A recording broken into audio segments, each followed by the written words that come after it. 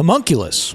It's just a fun word to say. It calls to my mind a weird, goopy little guy, something between Tom Thumb and a disgusting mutant. There's also these TikToks of someone trying to grow their own homunculus, and these videos, to be honest, they make me want to puke. I did some research, and I discovered there is an actual method to making one of these homunculi, just laid out as simple directions in an old dusty tome. But first,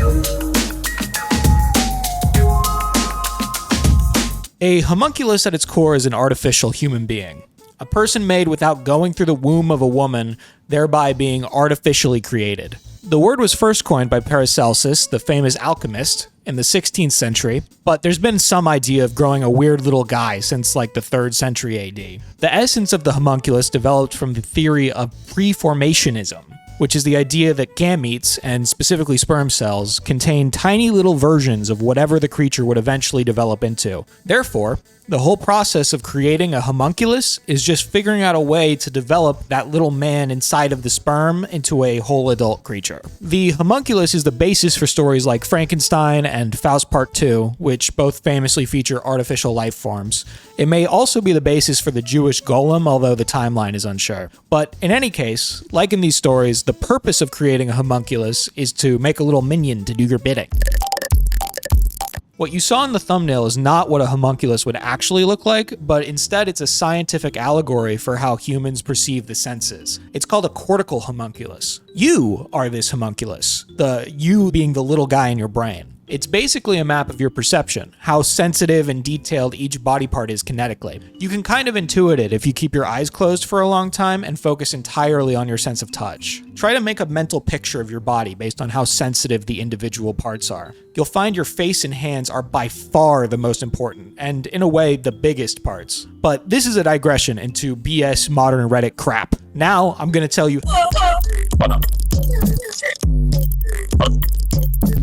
Okay, what you've all been waiting for, step-by-step instructions on how to make your own goopy little guy. It's laid out on page 8 of Paracelsus' book, A New Light of Alchemy. Step: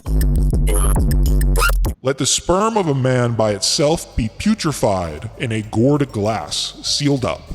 So basically you're going to want to goon into a mason jar. A gourd glass is a little different looking, it's a bit bigger, but a mason jar is essentially the same, and it's easier to get an airtight seal. With the highest degree of putrefaction in horse dung.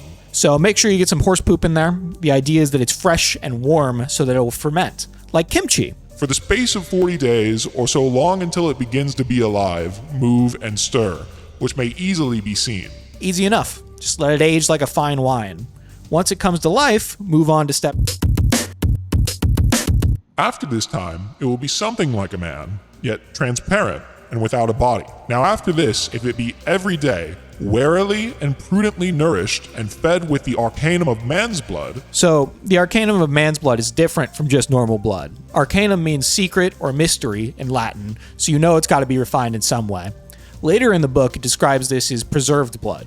The instructions for that are, let the blood be separated from its phlegm, which is separated of itself and is driven to the upper part. It's hard to tell what he's referring to as phlegm, but it's most likely lymphatic fluid or anything else that's mixed in with the blood sample. Pour the phlegm gently out of the vessel, and instead of it, put as much of the water of the salt of blood. The water of the salt of the blood is blood serum, which is the liquid that separates from blood after it clots. Blood serum is what's used for a lot of modern blood tests. That water doth presently mix with the blood, and preserves it so that it will never be putrefied or grow unsavory, but continue many years as fresh and very red as it was the first day. But if thou dost not know how to make this water, the blood serum, or hast it not in readiness, then pour upon it so much of the best and most excellent balsam, and this will do the same. Making blood serum was a pretty intensive process back in the day. Now it's done by machine centrifuge, but back then it would have had to heat and distill, so the alternative is to use balsam, which is plant oil from bushes and trees, usually imported from Judea or the Far East. But once you have the purified blood,